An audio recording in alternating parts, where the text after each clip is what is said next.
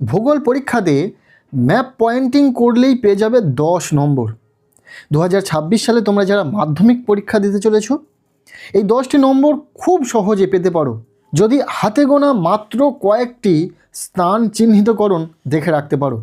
ভারতবর্ষের রেখা মানচিত্রে যে স্থানগুলো চিহ্নিতকরণ পরীক্ষাতে আসে বা 2026 সালের পরীক্ষাতে আসতে চলেছে সেই কটি বলে দেব। মাত্র কিছু স্থান চিহ্নিতকরণ বলে দেব, যেগুলি বলে দেব সেগুলি খুব ভালো করে প্র্যাকটিস করবে ম্যাপ পয়েন্টিং থেকে, তাহলে তোমরা পেয়ে যাবে পরীক্ষাতে 10 নম্বর। আমরা পরের পর 8টি ভাগে কয়েকটি করে ম্যাপ পয়েন্টিং বলে দেব। যেমন প্রথমেই রয়েছে পাহাড় পর্বত মালভূমি।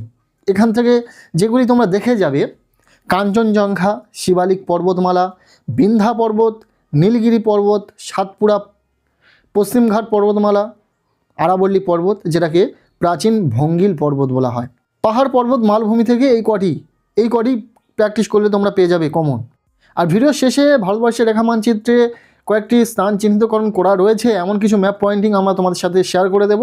ভিডিও শেষে অবশ্যই তোমরা সেগুলি দেখে নেবে। সেখানে এই স্থানগুলিতেও চিহ্নিতকরণ তোমরা পেয়ে যাবে, পাশাপাশি আরও কিছু তথ্য তোমরা সেখান থেকে পাবে। তো ভিডিওটি ভীষণ ইম্পর্টেন্ট একটি ভিডিও হতে চলেছে তোমাদের জন্য।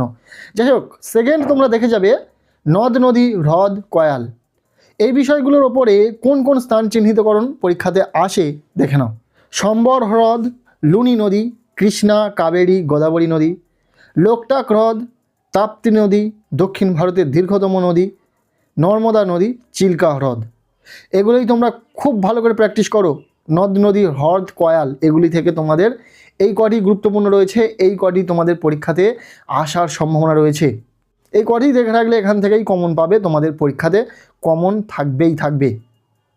এরপর আমরা দেখে নেব পরবর্তী ভাগে নাম্বার 3-এ উপকূল রেখেছি। এখান থেকে যে স্থানগুলো চিহ্নিতকরণ দেখে রাখবে, যেগুলো পরীক্ষার জন্য গুরুত্বপূর্ণ, 2026 সালের পরীক্ষাতে আসার সম্ভাবনা রয়েছে, সেগুলির মধ্যে 10 ডিগ্রি চ্যানেল, পক প্রণালী, কচ্ছের রণ, মালাবার উপকূল, কঙ্কন উপকূল, করমণ্ডল উপকূল এবং ম্যানগ্রোভ অরণ্য সুন্দরবনটাও দেখে রাখবে। উপকূল সংলগ্ন এই স্থানগুলি চিহ্নিতকরণ পরীক্ষাতে আসে, কাজেই এই স্থানগুলো খুব গুরুত্ব সহকারে তোমরা দেখে রাখবে। যেগুলি বললাম ভীষণ ইম্পর্টেন্ট, প্র্যাকটিস করে রাখবে। নেক্সট নাম্বার 4, এখানে আমরা রেখেছি মূলত বৃষ্টিপাত, মরুভূমি, সাগর।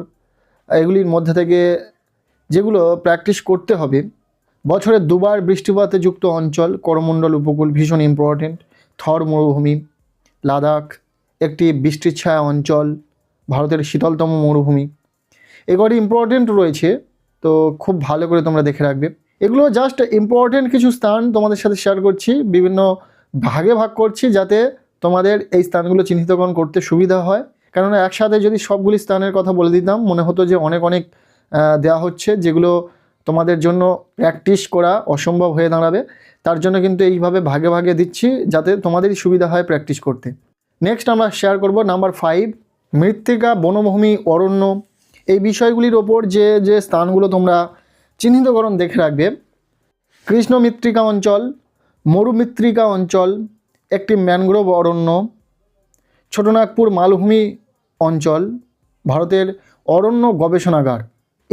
এই রকমই যদি প্রশ্ন আসে বা এই রকম স্থান যদি চিহ্নিতকরণ আসে, সেক্ষেত্রে নির্দিষ্ট যে স্থানটি চিহ্নিতকরণ করবে তার নাম লিখতে হবে। আমরা এই ভিডিওর শেষের দিকে যে ম্যাপ পয়েন্টিংয়ের ওপর যে ফটোগুলো শেয়ার করব, সেগুলো তোমরা কিন্তু খুব ভালো করে লক্ষ্য করবে। সেখানে কিন্তু আমরা নামসহ এই সমস্ত বিষয়টা কিন্তু সেখানে শেয়ার করে দেব, কাজেই তোমাদেরই সুবিধা হবে। এরপর নাম্বার 6, এখান থেকে যেগুলো তোমরা দেখে রাখবে, কৃষি, শিল্প কেন্দ্র, এগুলোর ওপর দিয়ে যে স্থানগুলো চিহ্নিতকরণ পরীক্ষাতে আসে, পূর্ব উপকূলের একটি জাহাজ নির্মাণ কেন্দ্র অথবা একটি বৃহত্তম জাহাজ নির্মাণ কেন্দ্র এইভাবে আসে। এছাড়াও দেখে রাখবে গম, কফি, কার্পাস উৎপাদক অঞ্চল, আলাদা আলাদাভাবে দেখে রাখবে। পূর্ব ভারতের একটি তথ্য প্রযুক্তি শিল্প কেন্দ্র, একটি মোটর গাড়ি নির্মাণ কেন্দ্র, একটি ভারী ইঞ্জিনিয়ারিং শিল্প কেন্দ্র। এই স্থানগুলো কিন্তু তোমাদের চিহ্নিতকরণ দেখে রাখতে হবে। এবার তোমাদের যদি মনে হয় যে এই সমস্ত স্থানের নাম কি বা ম্যাপে কোথায় কিভাবে আমরা চিহ্নিতকরণ করব, সে বিষয়গুলো শেয়ার করার জন্য আমরা শেষে কিন্তু 4-5টি ম্যাপ পয়েন্টিং শেয়ার করে দেবো। তার মধ্যে বেশিরভাগ এই পয়েন্টগুলো থাকবে, পাশাপাশি আরও অনেক এক্সট্রা পয়েন্ট থাকবে যেগুলো তোমরা দেখে নিতে পারবে।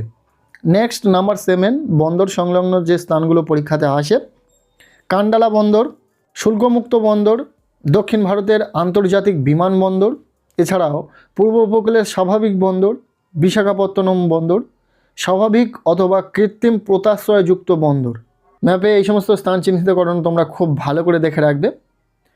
এরপর শেষ যে কিছু স্থান তোমাদের চিহ্নিতকরণ দেখে রাখতে হবে, রাজ্য, শহর, রাজধানী থেকে যে স্থানগুলো চিহ্নিতকরণ করবে। ভারতের সিলিকন ভ্যালি কি জানো তোমরা? গোলাপি শহর, মুম্বাই ভারতের বাণিজ্যিক রাজধানী, পশ্চিমবঙ্গের রাজধানী, ভারতের অর্থনৈতিক রাজধানী, উত্তর অথবা দক্ষিণ ভারতের ম্যানচেস্টার, ভারতের ডেট্রয়েট। এই স্থানগুলো তোমাদের চিহ্নিতকরণ খুব ভালো করে দেখে রাখতে হবে। এই ছিল ম্যাপ পয়েন্টিংয়ের ওপর একটা কমপ্লিট সাজেশান। যে স্থানগুলির কথা আমরা উল্লেখ করেছি ভিডিওতে, আমরা বিভিন্ন ভাগে ভাগ করে দিয়েছি যাতে তোমাদের ম্যাপ পয়েন্টিং করতে সুবিধা হয় বা প্র্যাকটিস করতে সুবিধা হয়। যে স্থানগুলির কথা উল্লেখ করা হয়েছে, এই প্রতিটা স্থান যদি তোমরা খুব ভালো করে চিহ্নিতকরণ দেখে রাখতে পারো, প্র্যাকটিস করে রাখতে পারো, তাহলে 100% তোমরা কিন্তু ভূগোলের ম্যাপ পয়েন্ট থেকে 10 নম্বর পেয়ে যাবে। এবার আমরা ভিডিও স্ক্রিনে যে সমস্ত ম্যাপ পয়েন্টিংগুলো শেয়ার করছি, এগুলো তোমরা ভালো করে লক্ষ্য করে দেখে নিতে পারো যাদের ম্যাপ পয়েন্টিং করতে অসুবিধা হচ্ছে। অসুবিধা হওয়ার কোনো বিষয় নেই, কারণ তোমরা যেই সহায়িকা বই ব্যবহার করো না কেন, যে ভূগোল বিষয়ে যে রেফারেন্স বই ব্যবহার করো না কেন, সেই রেফারেন্স বইয়ে এই সমস্ত ম্যাপ পয়েন্টিং উল্লেখ রয়েছে। যদি সরাসরি ম্যাপ পয়েন্টিং থাকে, যেমন ভারতের সিলিকন ভ্যালি কি জানোই, বেঙ্গালুরু, এই রকমভাবে যদি উল্লেখ না থাকে, গোলাপি শহর যেমন ভারতের বাণিজ্যিক রাজধানী মুম্বাই, এই সরাসরি যদি না উল্লেখ থাকে, সেক্ষেত্রে তোমরা এই সমস্ত ম্যাপ পয়েন্টিং থেকে দেখে নিতে পারবে। আমরা যে ভিডিও স্ক্রিনে ম্যাপ পয়েন্টিংগুলো শেয়ার করছি, এখানে আমরা সমস্ত কিছু উল্লেখ করে দেওয়ার চেষ্টা করেছি যাতে একটি নাম দিয়ে কত রকমভাবে ম্যাপ পয়েন্টিং আসে সেটা লক্ষ্য করতে পারবে। বুঝতে অসুবিধা হলে অবশ্যই ভিডিও পজ করে করে দেখে নেবে। আমরা বেশ কয়েকটি ম্যাপ পয়েন্টিং শেয়ার করলাম। আজকের এই ভিডিওটি এতটুকুই রাখছি। কেমন লাগলো ভিডিওটি অবশ্যই কমেন্ট সেকশানে জানিও।